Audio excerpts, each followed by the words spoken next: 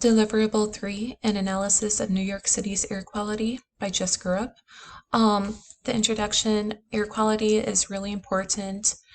Air quality is important because poor air quality can lead to poor health, can worsen pre-existing health conditions, or it can potentially lead to death. Therefore, the goal of this analysis is to analyze the air quality of New York City, specifically focusing on fine particulate matter and predict if the fine particulate matter in the air is increasing or decreasing. Also, if asthma-related emergency department visits due to fine particulate matter is increasing or decreasing as well. And for important terms, here are some abbreviations.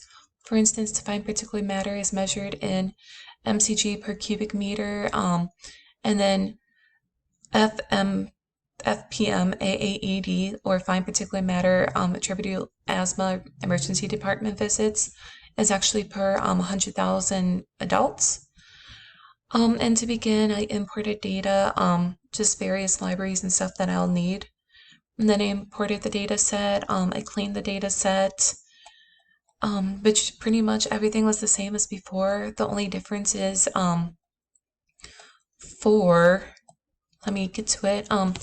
For cleaning the data set, I noticed that if I left any columns blank with NaN, I actually couldn't use those in analysis.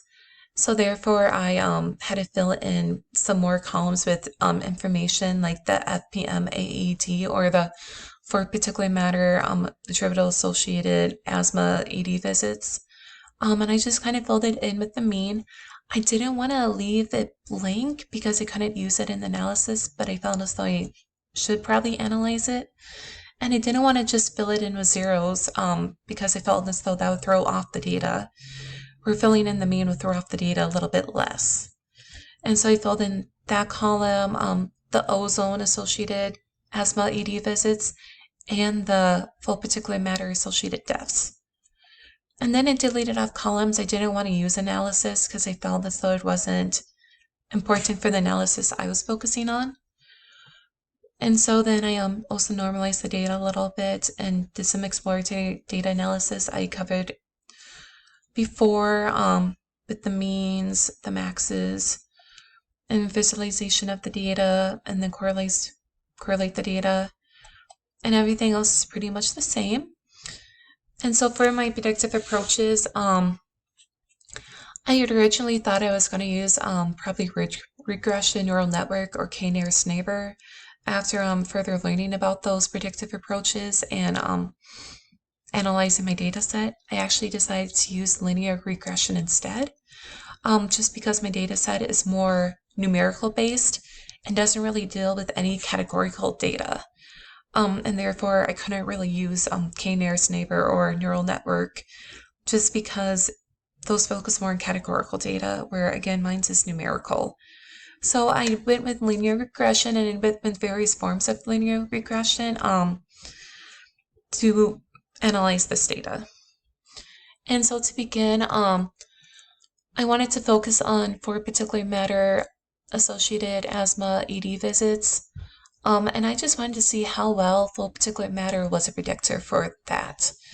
And after analyzing it, I found that using that, just the fine particulate matter, it actually led to, it actually predicted 70.51 for blah, blah, blah, for the mean fine particulate matter attributable asthma emergency department visits per 100,000 people, which seemed a little off because it actually, if you looked at the data, that was actually decreasing, not staying the same.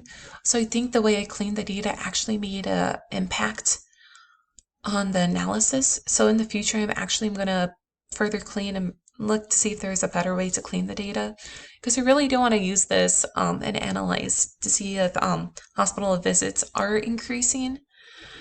But if I can, the numbers for the hospitals, I only had like 4 data sets. So it's just kind of hard to analyze it. So I'm wondering if there's just a better way to clean it in the future so I can get a better value that's more accurate. So then I decided to run a backwards elimination model to see if there were better predictors for FPM AAED.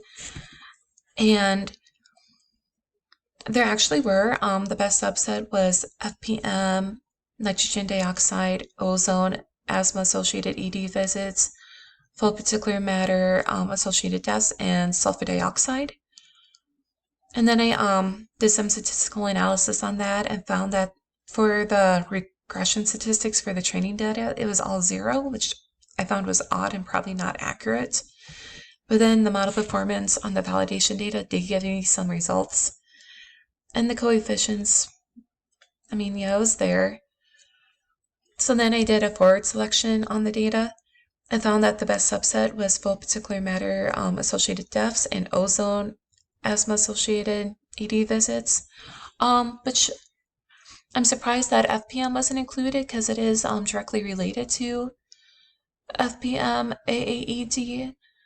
But at the same time, I can see where ozone is related and full particulate matter associated deaths is related as well. So then I decided to do stepwise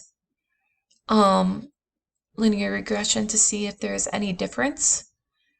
And once again, it gave me FPM 80 and ozone associated ED visits. And the statistical analysis for that was pretty much the same as before, which I find surprising. So I'm wondering if I was doing something wrong, and I'm going to further look into that. So then I wanted to see if there's any predictors for particulate matter itself. And so after doing backwards elimination, I found that ozone and sulfur dioxide was a good predicting set. And I thought it interesting that ozone was a good predictor because ozone kind of has values all over the place and there wasn't really any logic to the data. Whereas sulfur dioxide kind of makes more sense, and in general, both ozone and sulfur dioxide do make sense because they're both air contaminants as well. So if one was to increase, more than likely the other one is to increase as well. And so then I did some analysis using those predictors and found out this actually gave me regression statistics for the training data and validation data as well. So I was happy about that, and it looked to be pretty good. And then I wanted to do forward selection to see if there was any other predictors. And for the forward selection, it actually gave me nitrogen dioxide as well, including the ozone and sulfur dioxide. So I was happy because that's an air contaminant. So once again, if air contaminants increase, more than likely the other ones will increase as well. So I did some evaluation on using those predictors. And the regression statistics for both the training data and the validation data were pretty much the same. They might have been a little higher by just a couple of decimal points, but for the most part, they were pretty much almost the exact same. And then I also did just stepwise selection to see if that would make a difference. And for stepwise selection, it gave me ozone and sulfur dioxide as the best subset, which I had analyzed up here. So I guess those are the best predictors for full particulate matter. And in the future,